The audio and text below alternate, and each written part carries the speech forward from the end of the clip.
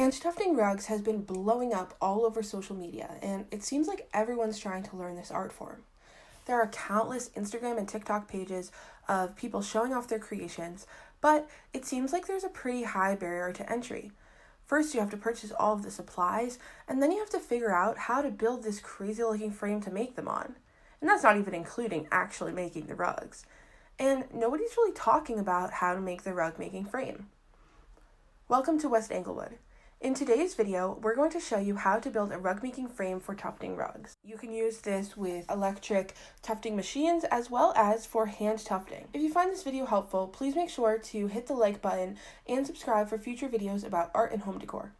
We are just starting this YouTube channel, so it would really help us out. To start out, we drew up a plan and bought all of the supplies. A nicer looking version of the plan is linked in the description below in case you want to check it out to have all the specifics in one place.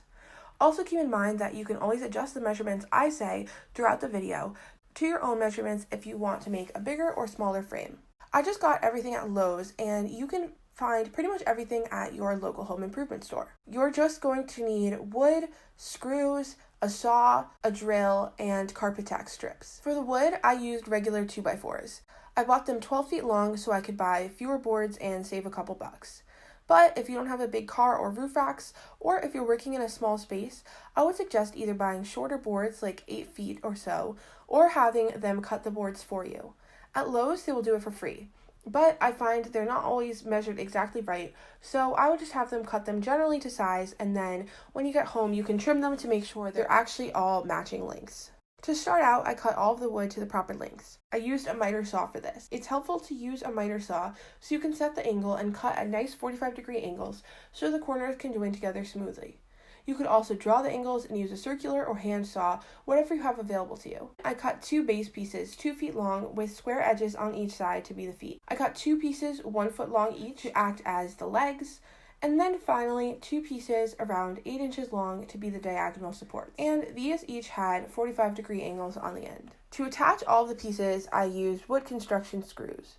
I would recommend using at least 2.5-inch screws if you're using 2x4s. I started with 2 inches and they were just not working very well. They were just not long enough to go enough into the attached pieces to properly and securely connect them. So now starting the actual construction. First, lay out your frame and screw the corners together. Theoretically, if all of your angles are 45 degrees, they should all be automatically square.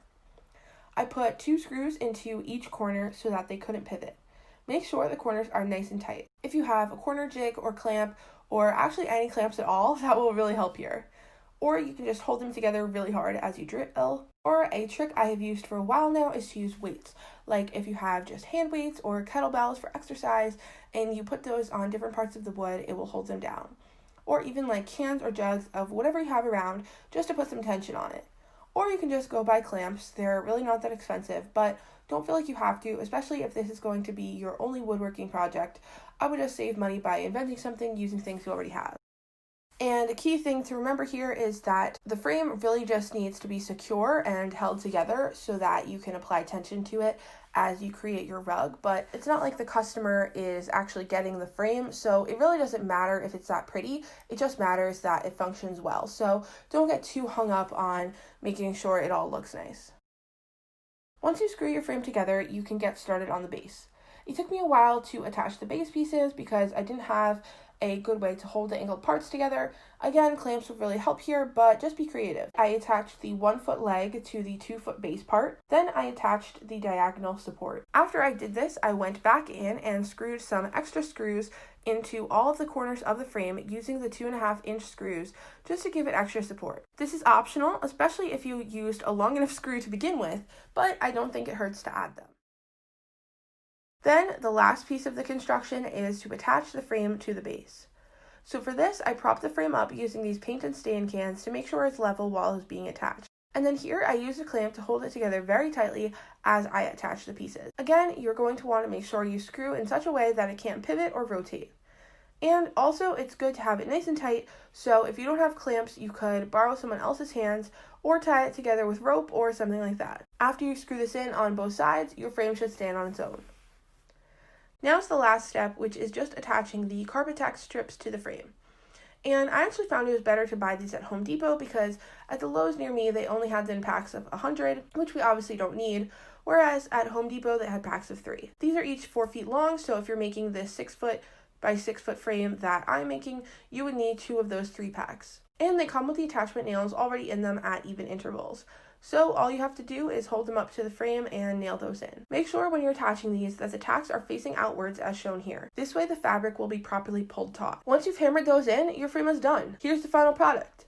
Now you can get started making rugs. If you do build the frame and share your creations, please make sure to tag us on Instagram at west.englewood, on TikTok at West Englewood, and all our other socials are listed below. If you found this video useful, please give the video a thumbs up and subscribe to the channel for more home improvement content. Also, a reminder that the plans are listed below in case that would be helpful for you. Thank you for watching, and we'll see you next time.